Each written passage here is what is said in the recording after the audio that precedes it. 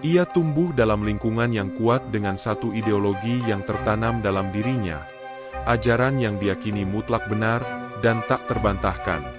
Bagi Arman, dunia adalah hitam dan putih, baik dan buruk, tanpa ruang untuk pertanyaan yang meragukan keyakinannya.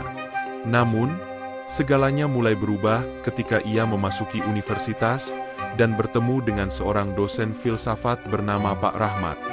Dengan suara tenang dan mata yang penuh pemahaman, Pak Rahmat sering mengajukan pertanyaan-pertanyaan yang terdengar sederhana, tetapi mengguncang pemikiran mahasiswanya. Suatu hari, di kelas filsafat pertama yang diikuti Arman, Pak Rahmat menulis sebuah kalimat di papan tulis. Bagaimana jika semua yang kau yakini selama ini hanyalah hasil dari warisan budaya, bukan kebenaran mutlak? Arman mengernyit. Ia merasa terusik, bahkan sedikit marah. Bagaimana mungkin sesuatu yang telah diajarkan sejak kecil, sesuatu yang dipegang erat oleh keluarganya, bisa dianggap sekadar warisan budaya? Ia mengangkat tangan, mencoba membantah. Namun, Pak Rahmat hanya tersenyum dan bertanya kembali, apakah keyakinanmu adalah hasil pencarian atau sekadar sesuatu yang diwariskan kepadamu? Pertanyaan itu menancap dalam pikirannya. Sepanjang hari, Arman merasa gelisah. Untuk pertama kalinya dalam hidupnya, ia tidak yakin apakah semua yang ia percayai benar-benar berasal dari dirinya sendiri, atau hanya sesuatu yang ia terima tanpa pertimbangan lebih dalam. Benih keraguan mulai tumbuh. Sejak hari itu, Arman merasa pikirannya tak pernah benar-benar tenang. Pertanyaan dari Pak Rahmat terus berputar di kepalanya, menghantui setiap pemikirannya. Ia mencoba mengabaikannya, tetapi semakin ia menepis, semakin kuat pertanyaan itu mencengkeram pikirannya. Suatu malam, ia duduk di kamarnya, menatap buku-buku lama yang dulu menjadi sumber keyakinannya. Ia mencoba membaca ulang, mencari kembali kepastian yang dulu ia rasakan. Namun, kini setiap kata seakan kehilangan maknanya. Di sela-sela kalimat yang familiar, ia mulai menemukan celah-celah yang dulu tak pernah ia sadari. Di hari berikutnya, di kelas filsafat, Arman memberanikan diri untuk berbicara. Pak, bukankah mempertanyakan keyakinan bisa membuat seseorang tersesat? Tanyanya dengan suara ragu. Pak Rahmat tersenyum. Tersesat dari apa? Jika keyakinan itu benar, maka mengujinya tidak akan merusaknya. Justru, keyakinan yang sejati harus tahan terhadap pertanyaan, bukan? Arman terdiam. Kata-kata itu menamparnya. Di hari-hari berikutnya, ia mulai membaca buku-buku filsafat yang direkomendasikan Pak Rahmat. Plato, Descartes, Nietzsche, nama-nama yang sebelumnya asing kini mulai akrab dengannya. Ia mendapati pemikiran-pemikiran yang begitu berbeda dari apa yang ia yakini selama ini. Ada yang terasa masuk akal, ada yang terasa mengganggu. Namun, yang paling membuatnya takut adalah satu hal. Ia mulai menyadari bahwa banyak dari keyakinannya bukanlah hasil dari pemikirannya sendiri, melainkan sesuatu yang ia terima begitu saja. Di rumah, keluarganya mulai menyadari perubahan dalam dirinya. Ayahnya, seorang pria yang teguh dalam ideologi keluarga, mulai curiga. Kau banyak diam akhir-akhir ini, Arman. Kau masih memegang keyakinan kita, bukan? Tanya ayahnya suatu malam saat makan malam. Arman terdiam sejenak. Ia ingin mengatakan ya, ingin meyakinkan ayahnya bahwa ia tetap sama seperti dulu. Namun, ia tahu bahwa dalam hatinya ada sesuatu yang telah berubah. Tentu, ayah, jawabnya akhirnya, meskipun dalam hatinya, ia sendiri mulai meragukan jawaban itu. Di dalam dirinya, tembok keyakinan yang dulu kokoh kini mulai retak. Hari-hari berlalu, dan dalam hati Arman, pertempuran semakin sengit. Di satu sisi, ada suara keluarganya, lingkungan tempat ia dibesarkan, serta doktrin yang telah lama ia yakini. Di sisi lain, ada pertanyaan-pertanyaan baru yang menuntut jawaban, yang tak bisa ia abaikan begitu saja. Ia mulai menyadari sesuatu. Filsafat tidak secara langsung menghancurkan keyakinannya, tetapi justru membuatnya sadar akan sesuatu yang lebih mengerikan, bahwa ia mungkin selama ini tidak benar-benar memahami keyakinannya sendiri. Suatu sore, ia menemui Pak Rahmat di perpustakaan. "Pak, saya merasa seperti kehilangan pegangan. Semakin saya berpikir, semakin saya tidak yakin akan apapun." Pak Rahmat tersenyum, seperti sudah terbiasa menghadapi mahasiswa yang mengalami pergolakan semacam ini.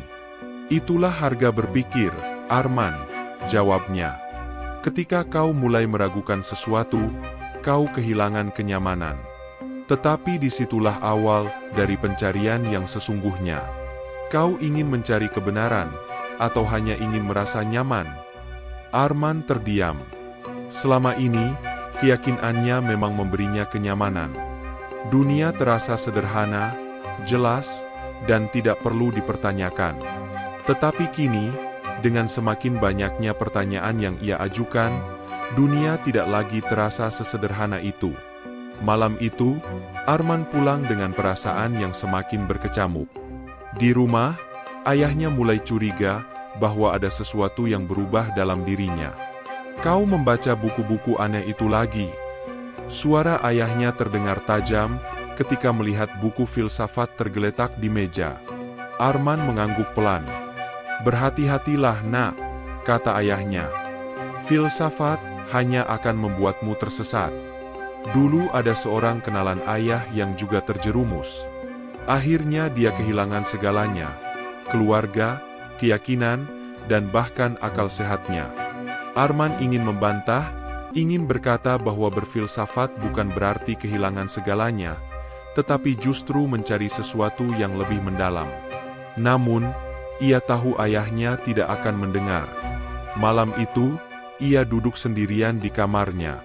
Matanya menatap kosong ke langit-langit. Ia mulai bertanya-tanya, apakah ia memang sedang menuju kebenaran, ataukah ia hanya jatuh ke dalam jurang kebingungan? Di luar jendela, angin malam berhembus pelan, seolah berbisik, "Apakah kau siap menerima kebenaran, meskipun itu menyakitkan?" Hari-hari berlalu dengan ketidakpastian yang semakin menghimpit Arman. Ia mulai merasa terasing di rumahnya sendiri. Ibunya tak banyak bicara, hanya menatapnya dengan cemas, sementara ayahnya semakin sering mengawasi setiap gerak-geriknya. Di kampus, ia semakin tenggelam dalam pemikiran filsafat. Kini, ia membaca Sartre dan Camus, pemikir yang berbicara tentang absurditas hidup dan kebebasan manusia. Pemikiran mereka semakin mengguncang fondasi keyakinannya. Jika tidak ada kebenaran absolut, maka apakah segala yang aku yakini hanya konstruksi semata? Pikirnya dalam hati. Ia mulai merasa hampa. Jika segalanya bisa dipertanyakan, lalu apa yang tersisa? Untuk pertama kalinya dalam hidupnya, ia merasakan ketakutan yang begitu dalam. Ketakutan akan kehampaan, akan kemungkinan bahwa semua yang ia yakini hanyalah ilusi yang ia warisi tanpa pernah benar-benar memeriksanya. Suatu malam, ketegangan yang selama ini terpendam akhirnya meledak. "Arman, kau harus berhenti membaca omong kosong itu," bentak ayahnya. Arman mengepalkan tangannya. Ia sudah lelah menghindari konfrontasi ini. "Mengapa, Ayah? Karena itu membuatku berpikir." Suaranya bergetar, bukan karena takut, tetapi karena emosi yang ia tahan terlalu lama. Ayahnya menatapnya tajam. "Berpikir terlalu banyak hanya akan menyesatkanmu. Kau tidak melihat orang-orang di luar sana? Mereka yang berpegang teguh pada keyakinan mereka hidup dengan tenang. Tetapi kau malah semakin gelisah." Arman tertawa kecil, getir. "Jadi ayah lebih memilih aku hidup dalam kepalsuan daripada mencari kebenaran?"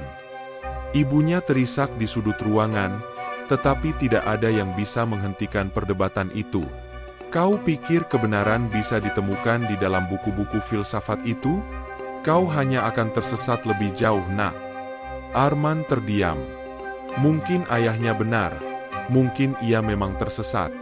Tetapi jika itu benar, Mengapa hatinya tetap merasa bahwa ia harus terus mencari?